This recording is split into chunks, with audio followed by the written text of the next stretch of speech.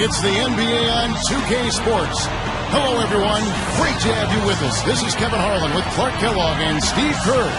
And presented to you by State Farm, we'll take a quick look here at our opening lineups.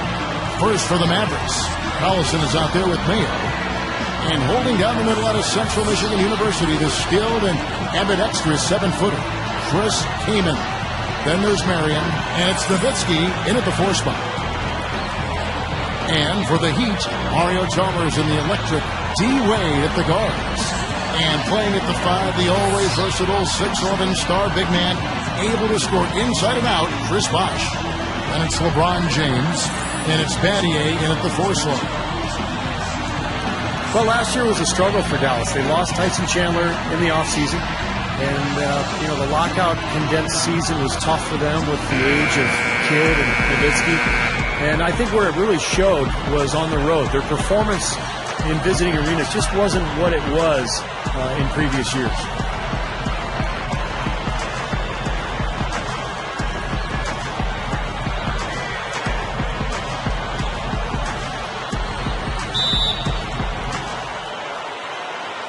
It'll be the Heat off the tip.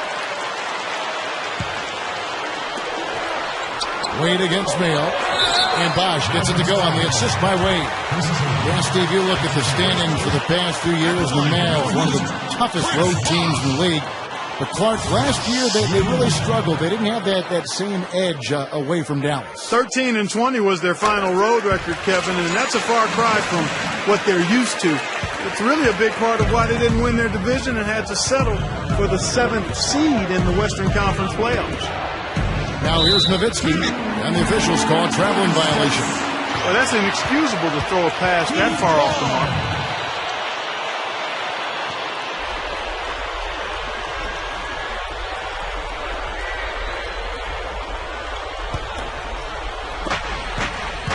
And here are the Heat now. It's a 3-point game. Here's Wade. Good. Man, he makes a lot of tremendous plays at that end of the court. We see it from him every game. On defense, the Heat.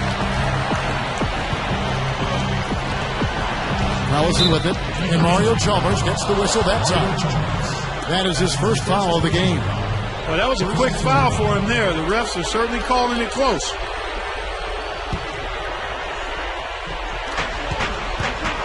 Collison kicks to Nowitzki. Mayo. The dish to Collison. Can't connect from short range. And guys, you know the story. Eric Spoelstra, coach of the Heat. That's his game right there. The determination to get to the bucket. You got to love the mindset.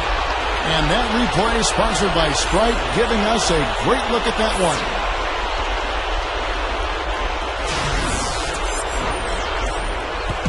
On defense, the Heat. Well, I heard that LeBron still rides his bike to the arena now and again on game day, and he's an avid cyclist, I guess. And when you're down in Miami, you got to make the most of that Miami weather, don't you? Yes, you do. And here we go. Fast break. Battier's got it. A huge slam. The perfect end of the fast break. This is Kevin Harlan. Reached up high and brought it down hard. Well, that's how you do the dunk. That's for darn sure. That's how you call it, commentators. You guys are crazy. And so it's Dallas with it. The Heat getting the bucket. Oh, and a fast break for the Heat. And it's Wade with the jam. They built an early lead here, really pushing ahead. Well, they got a huge advantage, points in the paint, Steve, and they're attacking early, so taking advantage of scoring in close. And Dallas calls their first time out of the game. Going back to LeBron, he's always enjoyed bicycles. He said as a kid in Akron, in fact, he'd tool around on his bike looking for pickup games. I understand that feeling. Steve, you're a big bicyclist, I know. What do you think about that story? Well, I think it's great. And he has his charity event. I think it's called Wheels for Education every summer in Akron, a charity bike-a-thon, encouraging kids to stay active and to stay in school. That's 2 early fouls. I mean, we'll see how much leeway he gets the rest of the quarter from the coach. I don't think he necessarily has to sit with 2, but he's got to be careful. Norris Cole, he's checked in for Mario Chalmers.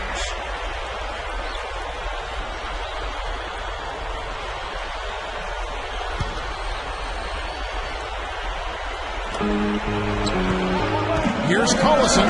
He dishes it to Nowitzki. The shot is off. And here are the Heat now. They picked up 11 straight.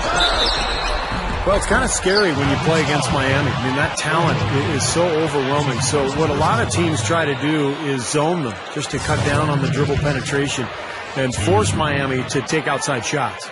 And it might seem like a bit of, bunker approach, but if you are faced with giving LeBron and Wade a jump shot or a dunk, there isn't too much hesitation, I think, Clark, in your answer. No, I would agree. I mean, there are a couple of things that scare you about the Heat. First, they can knock down outside shots and beat you if you try to go to a zone and close off driving lanes. And secondly, they're still probably able to find a way to get inside and dunk through you or over you. It's kind of like pick your poison. Yeah, they come at you in a couple of different ways. Came backing down. Stolen by Bosch.